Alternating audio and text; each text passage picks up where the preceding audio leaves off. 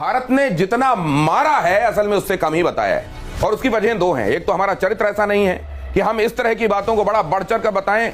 हमारी भुजाओं की ताकत अपने आप में इस बयान का इसको जोर जोर से बताती है कि हमने किया। This is why I call it a clear-cut victory. The moment the Indian Air Force started striking nuclear weapon storage facilities in Pakistan, it was absolutely clear that Pakistan is largely unable to defend itself from Indians. 80 घंटे की लड़ाई हुई है।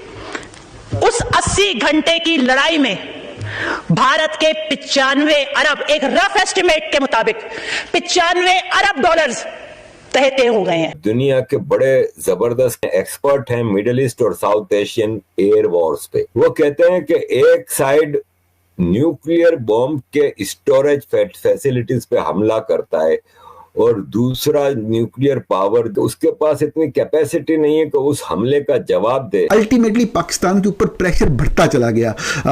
जो war and terror थी उसके बाद पाकिस्तान खुद बदतरीन दहशतगर्दी का शिकार हुआ।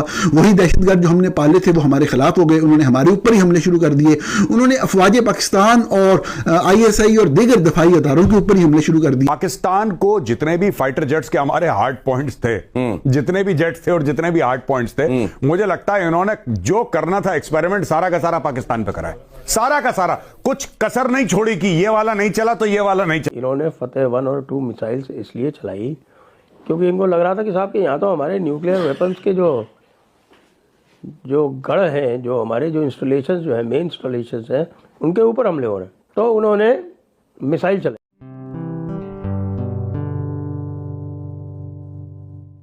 नमस्ते दोस्तों, जय हिंद। निक न्यूज़ बर्नर की रिएक्शन वीडियो में आप सभी का स्वागत है। दोस्तों, आप सभी को पता है कि भारत और पाकिस्तान के युद्ध में भारत ने पाकिस्तान की कैसी क्लास लगाई, कैसे धोया पाकिस्तान को। और दोस्तों, भारत ने एक पहला हमला किया है पाकिस्तान के न्यूक्लियर साइट्स पर। और दोस्तों, जो बहुत बड़े एनालिस्टिस्ट हैं टॉम कूपर, उन्होंने भी एक स्टेटमेंट दिया है और कहा है कि भारत ने पहला हमला किया और पाकिस्तान के न्यूक्लियर साइट्स को ध्वस्त कर दिया।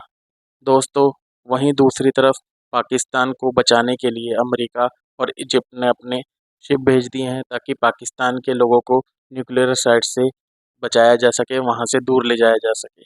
और दोस्तों, एक तरफ पाकिस्तान भी अपने जीत का ढिंढोरा पीट रहा है क्योंकि दोस्तों, पाकिस्तान की बहुत ही ज़्यादा बेइज्जती हो चुकी है क्योंकि भारत ने पाकिस्तान को बहुत अच्छी तरह से कूटा है, धोया है। लेकिन दोस्तों, पाकिस्तान जीत का जश्न मना रहा है ताकि पूरी दुनिया को वो बता सके कि भारत को उसने हराया है। लेकिन दोस्तों, ऐसा कुछ भी नहीं है। भारत ने पाकिस्तान को अच्छे से मजा चखाया है और बहुत अच्छी तरह से धोया है और ये बात भी दुनिया जानती है। पाकिस्तान चाहे जितना जश्न मना ले, पाकिस्तान बहुत बुरी तरह से भारत से हारा है। तो दोस्तों, इसी टॉपिक पर चलते हैं आगे की वीडियो की तरफ। धन्यवाद। ये जो अटक वाला मामला है, उनका फतेह जंग एक उनका न्यूक्लियर बेस है, या उसको कहें कि वो न्यूक्लियर मिसाइल बेस है, और वहाँ से जो इनकी जो न्यूक्लियर मिसाइल है वो चलाई जाती है। पहले दिन उसके ऊपर ही सीधा सीधा हमला कर दिया था। और काला चिट्टा जो है वो भी रावलपिंडी के पास में ही है। काला चिट्टा में भी वहाँ के उनके न्यूक्लियर मोबाइल लॉन्चर वगैरह का वहाँ पर हाउसिंग है, वो करते वहाँ से होता है। काहूटा क्या है? काहूटा वहाँ है जहाँ पे वेपन्स फैब्रिकेट होते हैं। तो पहले दिन ही ये ड्रोन स्ट्राइक्स हो गई थी।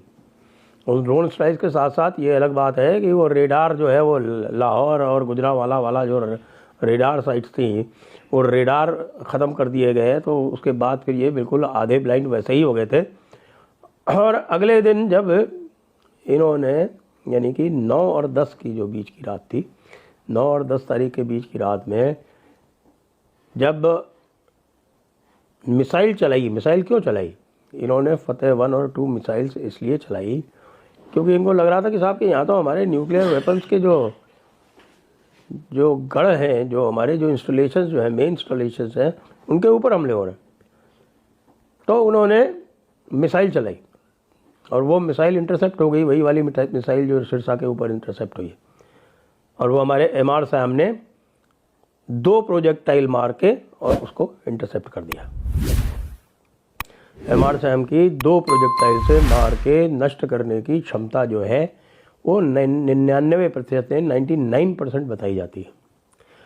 इसके बाद जब उन्होंने मिसाइल चला दी तो फिर इधर से ब्रह्मोस ए चली, यानी ब्रह्मोस एयर फायर्ड ब्रह्मोस चली, और साथ में और भी कई जगह स्कैल्प और हैमर ये सब चले वेपन्स। कश्मीर की वादियों में आज भारतीय सेना ने बड़ी क्रूरता से इनका अंत किया है। जिस क्रूरता से इन्होंने मासूम जिंदगियों को छीना था, उसी क्रूरता से आज भारतीय फौज ने इनकी जान ले ली है। और ये तस्वीरें विचलित करने वाली हैं, ये तस्वीरें परेशान करने वाली हैं, लेकिन आज ये तस्वीरें सुकून देने वाली हैं, क्योंकि इसमें वो शैतान भी शामिल था जिसने हमारी बहन बेटियों की मांग उजाड़ी थी, निहत्थे लोगों पर धर्म पूछकर गोलियां दागी थी। लेकिन आज इनके फटे हुए सिर से लहूलुहान लाशें जब बिछाई गईं, सिर्फ खून नहीं सजा, बल्कि उस झूठे जिहादी विचारों का अंत हुआ जो भारत को बांटने का सपना देखते हैं। हम कूपर हैं, दुनिया के बड़े जबरदस्त कॉम्बैट एविएशन हिस्टोरियन हैं, एक्सपर्ट हैं मिडिल ईस्ट और साउथ एशियन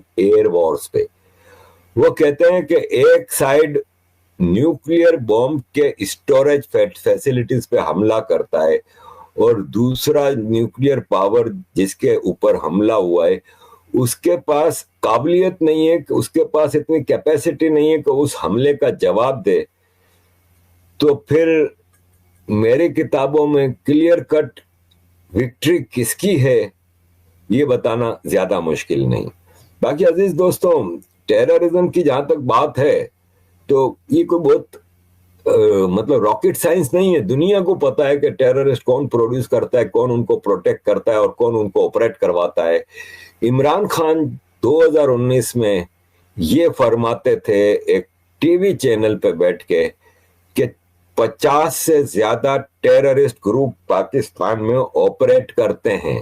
72 हूरों की हवस में अंधे इन आतंकवादियों की आज औकात दिखाई पड़ी जब हमारी सेना की एक गोली इनके दिमाग को बाहर निकाल गई। जिहाद का जो जहर इनके अंदर था, जब तस्वीरें आई तो वो इतनी ही खौफनाक, ऐसी खौफनाक तस्वीरें जो कमजोर दिल वालों को सदमा दे दें।